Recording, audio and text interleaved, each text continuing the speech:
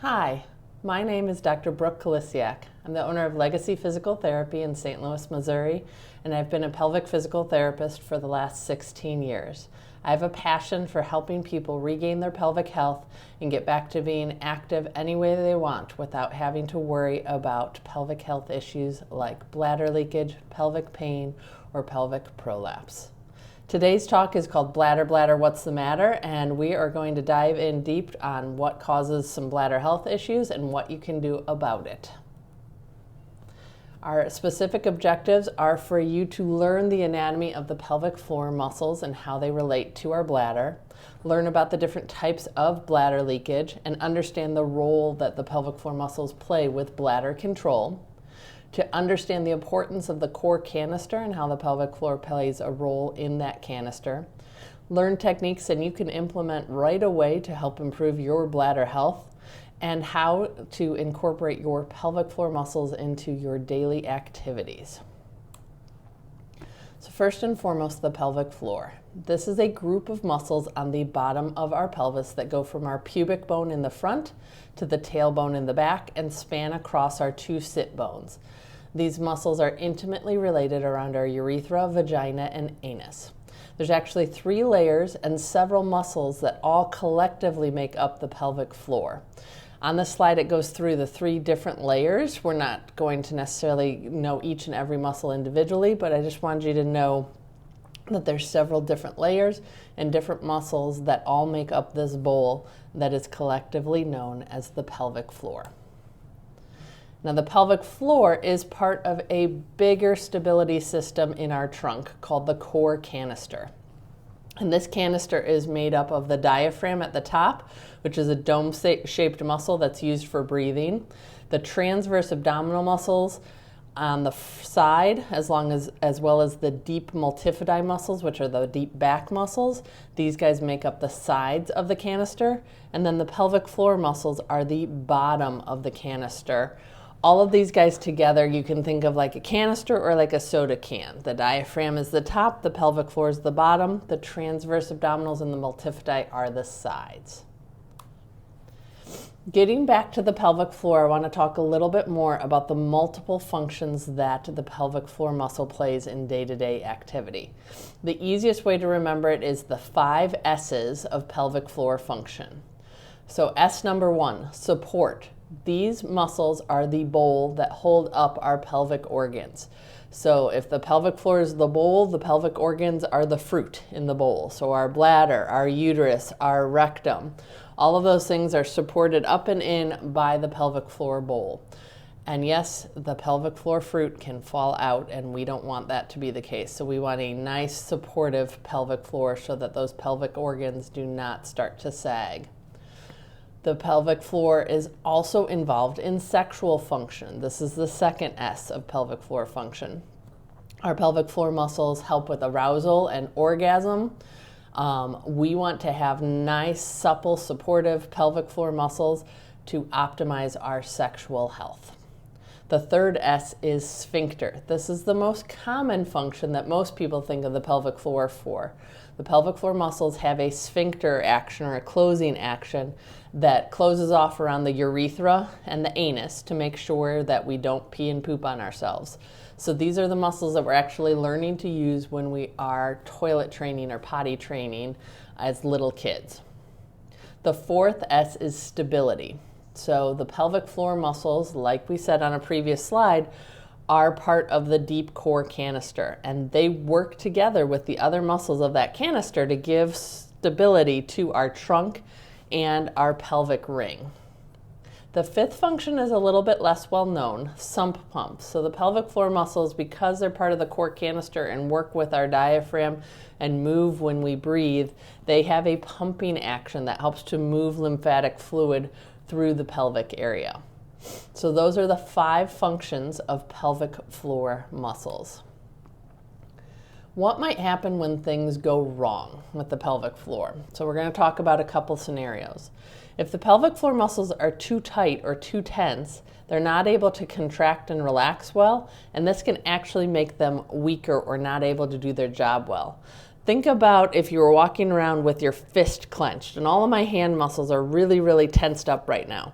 This is really not good for anything else except maybe walking around and punching someone, because my muscles aren't able to relax and move. We need muscles to be able to contract and tighten, relax and stretch, and move and coordinate with other muscles. And if the pelvic floor is too tight or tense, this can be from stress or other issues going on that cause this muscle tension. It can be problematic and lead to symptoms of bladder issues and other pelvic health issues. On the other end of the spectrum, what happens if the pelvic floor muscles are too lax or loose? If muscles lack tension, then they cannot contract as well as they need to, and they may be weak because they don't have that tension there. And if some muscles are too loose and weak, other muscles might overcompensate. We see this commonly when the pelvic floor and the abdominal muscles are really lax and loose and weak after childbirth and delivery. Then what happens is the other muscles of the canister, the diaphragm, and especially the back muscles can overcompensate and get overworked and potentially have pain issues. So how do you know if your pelvic floor muscles are too tight? So some symptoms of pelvic floor muscle tension include constipation, pain with sex, pelvic pain, inability to empty your bladder fully, pain with urination, or urgency and frequency. So if you're experiencing any of these symptoms, I recommend that you partner up with a pelvic physical therapist to assess what's going on with your pelvic floor muscles. And this is especially the case if you're thinking of starting some type of a pelvic floor strengthening program because you've been told that your muscles are too weak and that's why you're having leakage. So we can have leakage when things are too tense as well. And if we try to just strengthen a muscle that's already tensed up tight, we're just going to make it more tense. So we need to first get it to relax and let go, and then get it to move in a nice, strengthened and supported way. On the flip side, how do you know if your pelvic floor muscles are too weak? So some symptoms of pelvic floor muscle weakness include bladder leakage, urinary urgency and frequency, which yes, that was on the last slide for too tight. There can be overlap. Stool or gas leakage, pelvic organ prolapse. That's when your pelvic organs start to drop down into the vaginal canal. We can have sexual dysfunction where we are having arousal issues or inability to orgasm. And we can have pelvic girdle pain where that whole pelvis just feels kind of weak, unstable, and maybe painful. So as we move forward talking about different bladder issues and pelvic health issues, we're going to focus a little bit more on the weakness side of things, but I wanted you to know about the fact that the muscles can have more than just being too weak as a problem area for them. But pelvic floor weakness is a very common thing that many people experience. So what can contribute to it? The main reason why women tend to have it more than men is because women can get pregnant and deliver babies. And especially when we have a vaginal delivery, that vaginal delivery can stretch the tissues up to 13 times the normal length, and that can put some significant stress and strain through the pelvic floor, and it may have trouble recovering from that. So pregnancy and delivery are both things that can contribute to pelvic floor weakness, as is trauma to the pelvis and abdominal wall. So whether you've been in a car accident, or maybe you've been kicked or hurt in the abdominal area or pelvic area, that trauma in the area can lead to pelvic floor weakness, as can lack of pelvic floor and core exercises. So these are muscles like anywhere else in our body, and if we don't use it, we lose it. So if over time, these muscles will get weaker if we're not used to exercising them. Abdominal and gynecological surgeries can disrupt the muscles and potentially cause issues that way. So especially if you've had C-section, hysterectomy, bladder sling, pelvic organ prolapse repair, hernia repair, all of this can disrupt the normal coordination of that core canister and can contribute to pelvic floor weakness.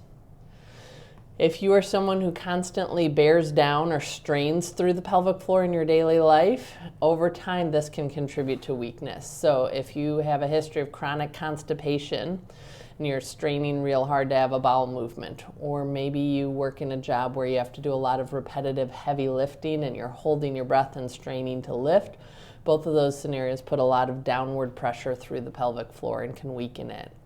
If you are dealing with respiratory issues and you have a chronic cough, that repetitive pressure down from the cough can cause pelvic floor weakness as well. Last two things that contribute to weakness: obesity. So the extra weight that we put on when we are overweight, that too puts more pressure down through our pelvic floor and can potentially weaken them over time. And another reason why women are especially susceptible to weakness of the pelvic floor is that they go through menopause. And when our body hits menopause, we lose some of the hormones and the estrogen content in our body, and our muscles begin to atrophy a little bit more at this point and to lose some of their suppleness. And this can lead to pelvic floor weakness. We're going to move on to talking about some different types of bladder leakage or incontinence, so that you can better identify where your symptoms might fall. So in general, urinary incontinence is any leakage of urine that happens when the person doesn't want it to. So this can be in any amount. It can be something as rare as leaking a drop of urine after doing 100 jumping jacks and being thrown off by that. Or on the flip side of it, it can be someone who has to wear adult diapers and change them several times a day because they can't get it to the bathroom in time, and once they feel the urge, they completely lose their bladder. So there's a wide range in the severity of the symptoms when it comes to urinary incontinence. But research has shown that at least 1 in 3 women will be affected by bladder leakage at some point in their life.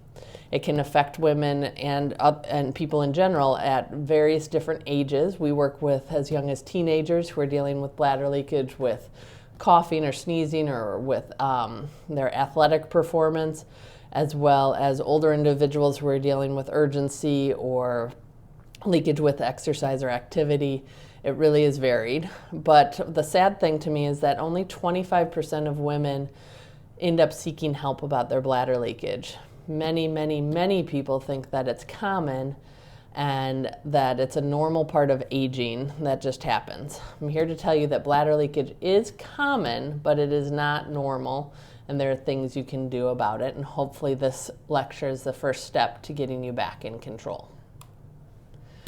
So one type of bladder leakage is called stress urinary incontinence, and this is the involuntary leakage on effort or exertion. So think about cough, laugh, sneeze, running, jogging, jumping, lifting something. This is the most common type of leakage that people talk about. Risk factors for stress urinary incontinence include childbirth, repetitive stress to the pelvic floor, such as a chronic cough or constipation, and age. So a lot of times people notice as they get older that they can't do the same exercises or activities that they used to do. And so they may not be leaking, but they limit their activity to avoid leaking. So they no longer do any type of jumping activity, or they no longer go on runs. They only go on walks. So this unfortunately leads people to be less and less active because they're trying to protect themselves from experiencing bladder leakage, which is in and of itself a problem. So we want to be able to have people exercise any way they want and not have to worry about their bladder leaking. Another type of urinary incontinence is urge incontinence. This is the involuntary leakage of urine accompanied by that or immediately preceded by an urgency to go. This is often referred to as overactive bladder. You get that feeling, I gotta go, and oops, I don't get there in time. Sometimes people leak all the way on the way to the bathroom. Sometimes it doesn't happen until they get in the bathroom door, or they get right over the toilet and are pulling their pants down. We see it a lot of times when people are out and about and they pull the car into the driveway, and when they get their keys out, they can't get to the door in time because they're having urgency and then leakage. So this is another type of leakage that can occur where people have that urge and can't get to the bathroom in time.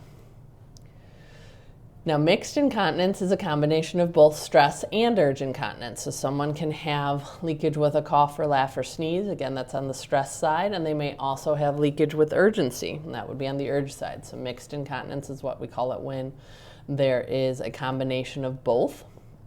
Urinary urgency is that urgent need to pee regardless of how full the bladder is, but no leakage happens. So you might have just gone to the bathroom 15 minutes ago, but you already feel like you need to go again. and therefore you go to empty your bladder. So an urgent need to pee, regardless of how full the bladder is not a common thing. Our bladder is supposed to start to tell us that we need to go to the bathroom, give us kind of a gentle nudge towards it when it's starting to be about half full. And then after that, that urge should continue to increase as we wait out and our bladder gets fuller and fuller. But we shouldn't always be feeling an urgent need to pee. Urinary frequency is when we need to urinate many times throughout the day or at night. At night it's called nocturia. And again, it's not necessarily a leakage situation, but we're just going very frequently throughout the day. Normal urinary habits are that we urinate every 2 to 7 hours. I'm sorry, I misspoke. That we urinate every 2 to 4 hours during the day for a total of 5 to 7 times in a 24-hour period. If you are under 65, you should not be getting up at all at night to urinate. Your bladder should not be waking you at night. The only exception to this is when you're pregnant. If you are over 65, once a night to get up to urinate is okay.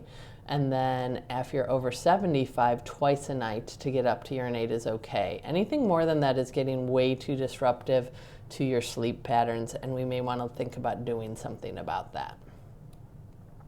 Okay, so we talked about the different types of bladder leakage that can occur. We're going to come back to talking about the pelvic floor and then the core canister to help you figure out how to find it and use it effectively. So your pelvic floor, you might have heard the term called a Kegel exercise. And a Kegel exercise is just a contraction of the pelvic floor muscles. So when researchers studied this, unfortunately, they found out that 40% of women are doing a Kegel exercise incorrectly. So remember that bowl of muscle goes from the pubic bone in the front to the tailbone in the back and is intimately related around your urethra, vagina, and anus. So I want you to think about tightening the muscles around your vagina like you're stopping the flow of urine, or puckering your anus like you're trying to hold back gas. If you're a gentleman trying to practice this, the anus cue works well, or you can think about trying to lift your scrotum up off the chair that you're sitting in. If you have a vagina, you can pretend that there's a marble at the entrance to your vagina and you're trying to pick up the marble with your vagina. So many different cues are out there for how to get the pelvic floor muscles to contract, and there's no one correct cue. We've got to figure out what works best for you. So if you're trying this in sitting, you want to think about your butt bones staying solidly on the chair, and then when you try to contract, it should feel like, if you have a vagina, it should feel like your vagina lifts off the chair ever so slightly, but your butt and everything else stays relaxed. This is a hidden exercise. No one should know that you're doing this exercise, except that everyone who's practicing it seems to kind of stare up off into the distance when they're practicing it. But there shouldn't be any extraneous movement of the body when you're correctly contracting the pelvic floor. If you're having trouble feeling it, or even if you're not and you just want to test things a little bit more to really make sure you're doing things correctly, there are some other things that you can do. You can use a mirror to see the area around the pelvic floor muscles. So if undress from the waist down and place a mirror in between your legs, and then try and do a pelvic floor muscle contraction. You can try this in laying down, you can try it in standing. And if you're doing a contraction correctly, you should see the tissue move up and away from the mirror, not come down and out towards the mirror. If it comes down and out or it doesn't move, you're most likely not doing the contraction correctly. You can also do a self-evaluation with your own finger. So if you have a vagina, you can place a finger inside the vaginal canal, or you can place a finger at the opening to the anus. If you have a finger inside the vaginal canal and you try and do a squeeze, you should feel a squeeze around the finger and a lift or pull up and in.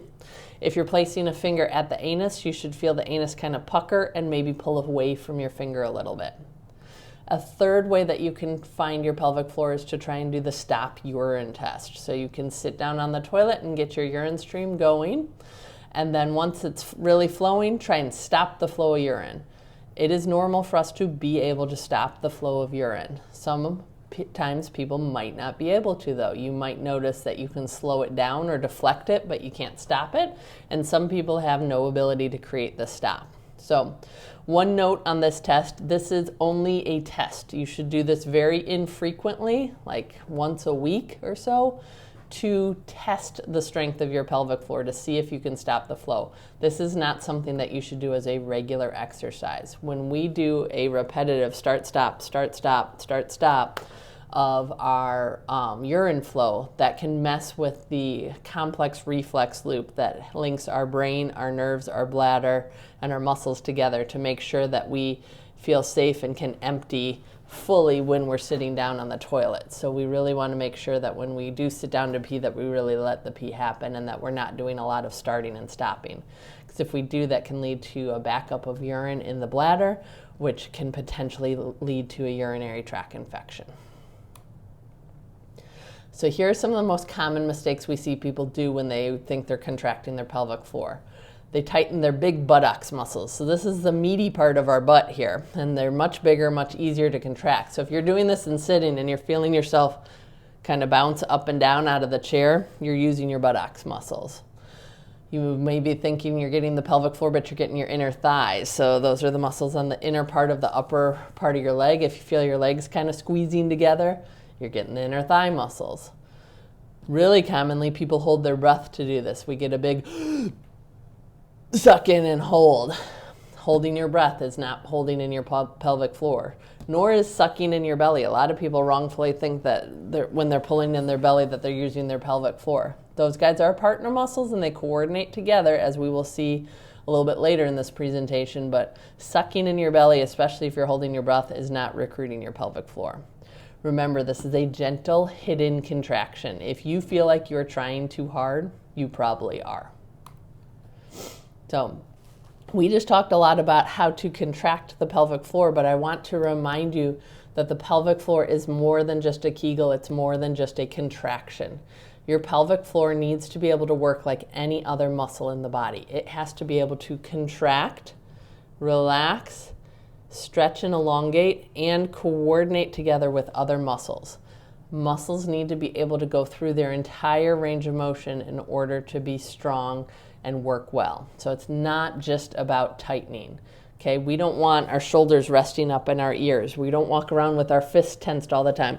I don't tighten my bicep muscle and keep my arm up here all the time. We're somewhere on a flowy range. People get stuck in thinking that muscles are either on or off, and really we're not really at either end of the spectrum.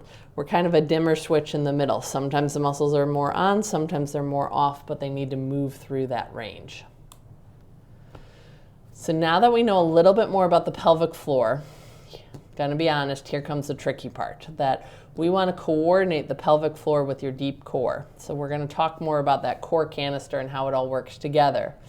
Why this gets tricky is that most of the time, if someone has had any introduction to the pelvic floor, all they've been taught about it is how to do a Kegel exercise, which, as we know from the last slides, is a contraction of the pelvic floor muscles.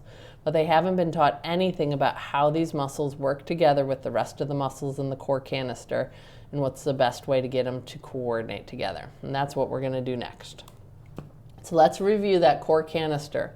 We've got the diaphragm at the top of the canister, the pelvic floor at the bottom of the canister, the transverse abdominal muscles, and the deep back muscles, the multifidi, that form the sides of the canister. And we want our canister working well together.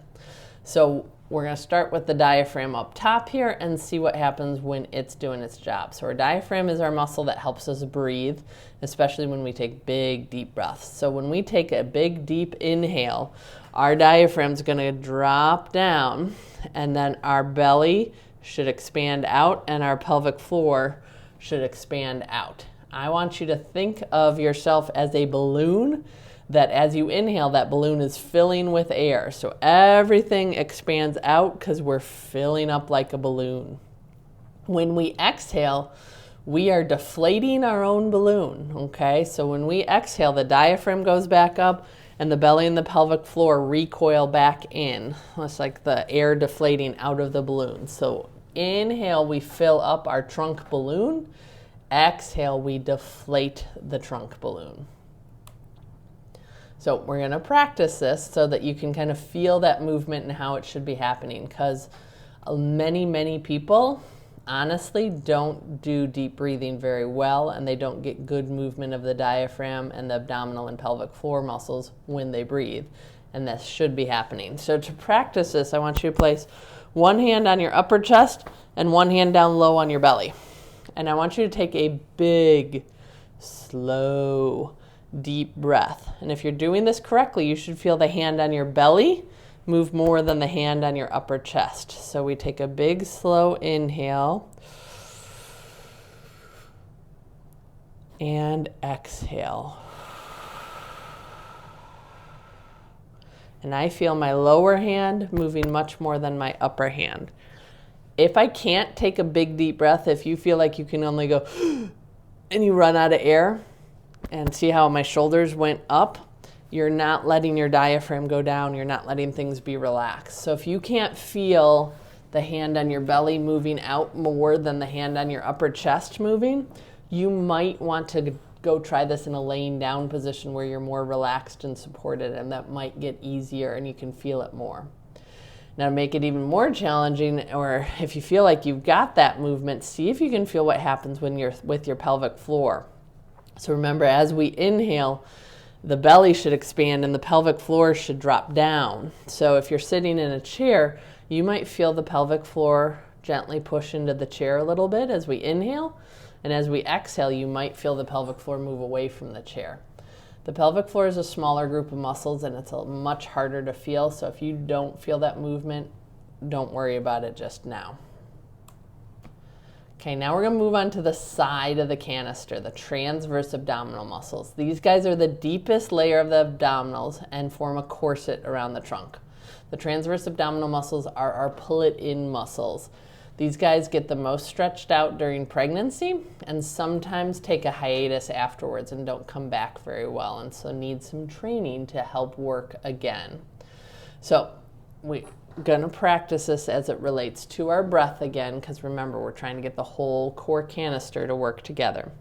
So I want you to think about doing a nice inhale, and then as you exhale, think about drawing your belly in towards your back or drawing your belly away from your pants.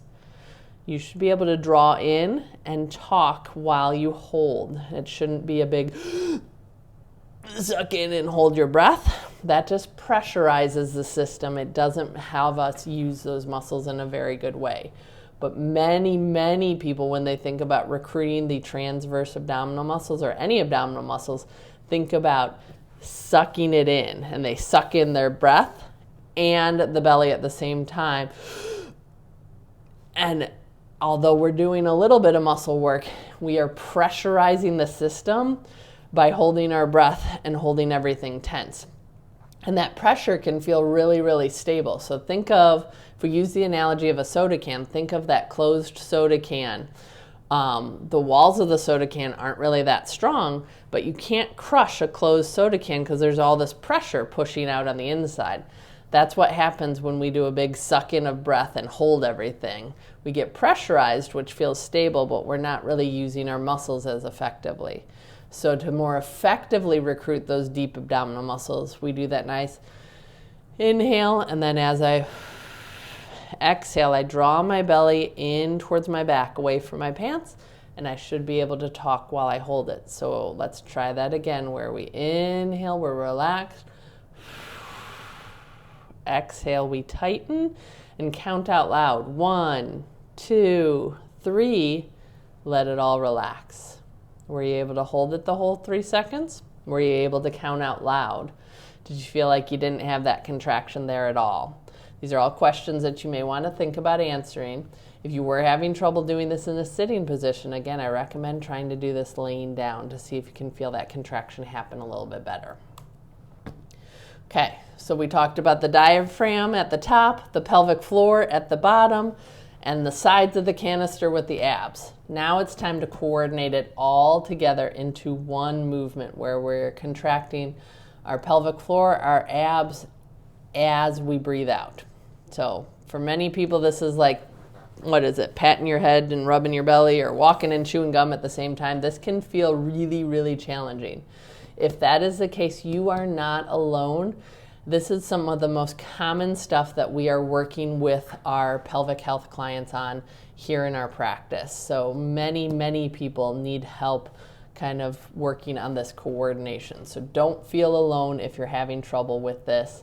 Instead, it should just be a sign that you may want to think about partnering with a pelvic physical therapist. So to coordinate this all together, I want you to almost think about like we're zippering things up. Like you have a zipper that goes from either your anus all the way up to your belly button or from your vagina to your belly button. And that as we exhale, we're zipping that zipper up. So the pelvic floor goes up and the belly pulls in to zipper everything up and kind of have that support there. So we inhale, relax, exhale, draw the pelvic floor up and the belly in. I'm holding mine right now. You should be able to talk, and then I let it go. Okay, so let's try that again. Inhale, relax, exhale, pelvic floor in, belly in, count 1, 2, 3, let it all go. Were you able to hold for the 3 seconds? Did you feel your belly and your pelvic floor both contracting? Did you feel yourself want to hold your breath or suck everything in at the same time? If you had trouble doing this, again, you might want to think about partnering with a pelvic physical therapist to help make sure you're recruiting things the correct way to then be able to strengthen and support your pelvic needs.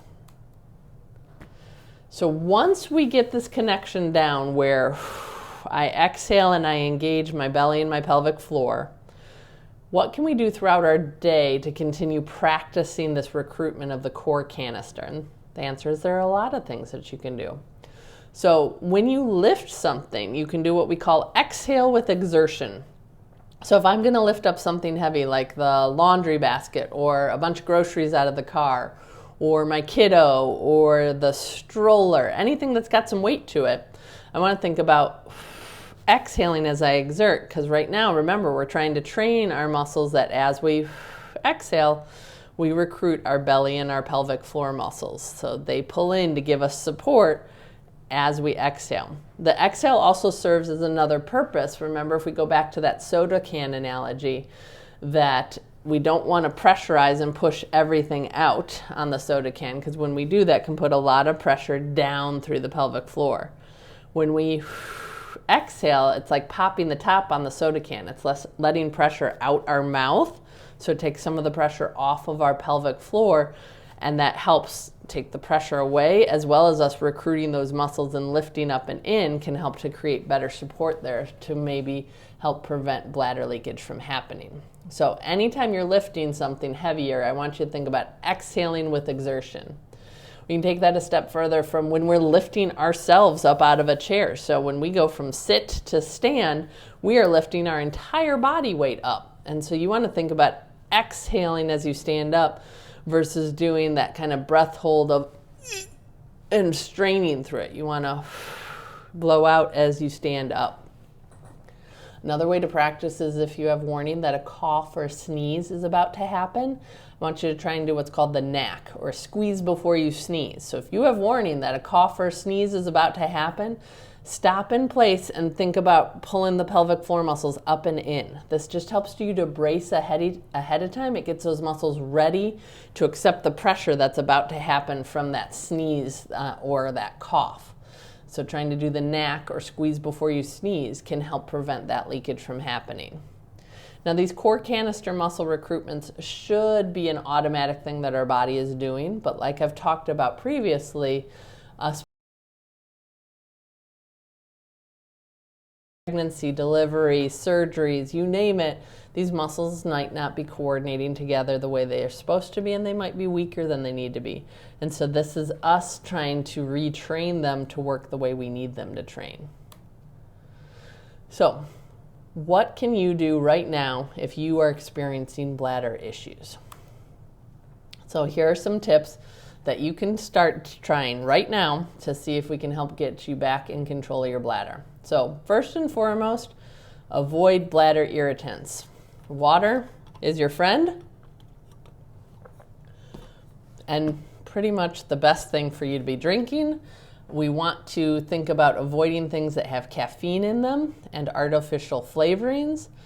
Spicy foods and acidic foods can also be bladder irritants. The biggest one usually tends to be caffeinated things, so sodas, teas, coffee, that kind of stuff. Stuff with carbonation oftentimes is a bladder irritant. So I know what you're thinking. You're like, Brooke, you're telling me to take out all the fun stuff. And I'm not saying you have to take everything out 100%, but can we limit things? If you usually drink 4 cups of coffee a day, can you drink 2 cups of coffee a day? Can you do a cup of coffee and then a glass of water and then another cup of coffee, so that we kind of dilute things with the water in the middle? If you usually drink regular, can you try going to half and half and then eventually to decaf? Soda, honestly, soda's all bad. I know it tastes good to a lot of people, but it's got artificial colors and flavorings in it. It's got a carbonation can be an irritation, and it also usually is caffeinated. So that's something that for a lot of people they just need to stay away from for their bladder to be happy with it. So playing around with bladder irritants and maybe trying to cut some of those out of your diet can make a big difference on keeping your bladder happy. What you do when you're sitting on the toilet can also make a big difference to keeping your bladder happy. So first and foremost, don't go to the bathroom just in case. Just in case peeing, or jicking for short, because jicking just sounds bad, sounds like something you shouldn't do, is not something you should be doing. So if you are one of those people who go to the bathroom just in case when you leave the house, or you're about to go shopping at Target, and so just you don't feel like you have to go to the bathroom, but you go to the bathroom there just in case because you don't want to be interrupted while you're shopping. Just in case peeing gives our bladder false information that we should be going to the bathroom. So if I back up a little bit, our bladder is a fillable balloon of an organ that's got sensors, stretch sensors all the way around it. And those sensors are supposed to tell us or start to relay signals to the brain when it's time for us to think about going to the bathroom. And like I talked about earlier, it should be sending those signals when our bladder is about half full, is when it should start sending those signals. Well, if we're constantly going to the bathroom just in case when we have less than half full urine amount in the bladder, then our bladder starts to think, well, wait a minute, should I be telling her that we need to go to the bathroom? And we can start to train the bladder to tell us that we have to go to the bathroom with smaller and smaller amounts of urine in there, which eventually can lead to urgency, frequency, and leakage. So just in case peeing can put you down a slippery slope to dealing with more urgency, frequency, and urge incontinence. So please don't go just in case. Woo. All right. Next one on good toilet habits, don't push to pee. Moms are the worst at this one. We have very little precious time in the bathroom alone, so we try and get in there, push real fast to get the pee done, and get out. This is not how it's supposed to happen. We are designed to push a little bit to have a bowel movement, but on the urination side of it, we are designed to just sit down, let the reflex loops take action, relax, and let the pee come out. It's not supposed to be a situation where we have to push to pee. Pushing to pee puts extra stress and strain down through the pelvic floor, and over time that can be problematic.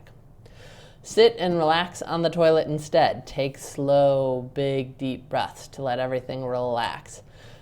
Get your knees out wide and up higher than your hips. So I call it the guy reading the Sunday paper position, because you're kind of leaning forward and your knees are out wide like a guy who's sitting on the toilet reading the Sunday paper.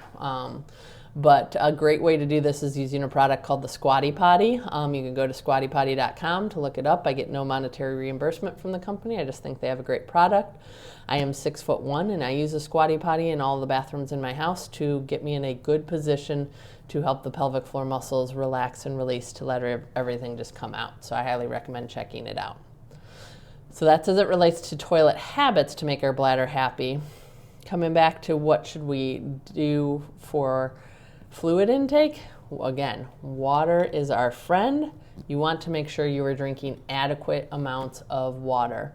Many people, when they're dealing with bladder issues, try to limit their fluids as a way to minimize their bladder issues. And unfortunately, when we dehydrate ourselves and minimize our fluids, our urine gets more concentrated and it is more irritating to the bladder lining, and that makes the bladder want to get rid of it even more. So We want to drink an adequate amount of water. There's actually no research that the 8-ounce glasses of water a day is what everyone needs.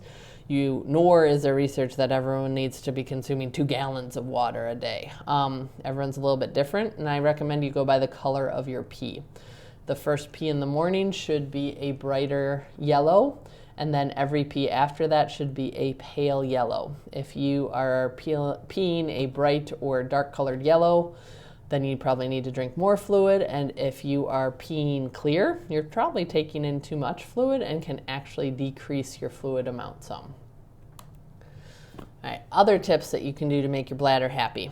You can practice the pelvic floor muscle contractions that we were just talking about as part of that core canister recruitment. So as a quick refresher, inhale, relax, exhale, pick up the marble or squeeze the pelvic floor muscle and draw the belly in and hold for a few seconds and then let it relax. This shouldn't be a contraction that we're trying to squeeze as hard as we can. This isn't the Incredible Hulk style of recruitment. It's a gentle recruitment that, again, is a hidden exercise. No one should know that you're doing it. But practicing that, honestly, I recommend doing 10 contractions at a time, breakfast, lunch, and dinner, just to get in the habit of it. Or anytime you are breastfeeding your kid, if you've got a young kid, anytime you're stopped at a stoplight or stuck in a carpool lane, these are all great times to kind of remember to do it. So try engaging your pelvic floor muscles functionally throughout the day. So like we talked about before, squeeze before you sneeze so that you minimize the pressure down through the pelvic floor. Exhale when you're exerting yourself, when you're lifting something heavier, when you're standing up out of the chair. Don't hold your breath for it. So these are all things that can help to improve bladder issues if you're dealing with them. And what's the number one thing that you can do if you're experiencing bladder issues? I bet you can guess if you've been listening to this lecture for this far. That's right. Partner with a pelvic physical therapist. So bladder leakage is one of the most common diagnoses that we work with here at Legacy Physical Therapy on a day-to-day basis. And our 5 expert pelvic physical therapists love helping people get rid of their bladder leakage and be active any way they want without having to worry about taking medications, recovering from risky surgeries, or just experiencing bladder leakage day in and day out. We love getting people back to working out the way they want to, or maybe it's working on getting people to be able to increase their time between voids from going every 30 minutes to now going every 2 to 3 hours so they can go out to dinner with friends and not be worried about where the bathroom is or how much they're going to miss. We've worked with people who simply just want to be able to pick up their grandchildren without worrying about leaking.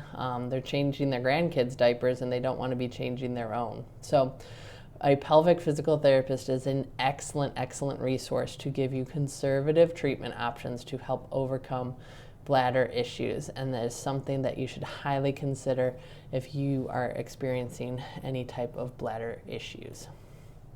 So what should you do now? Right now, I've given you a lot of information.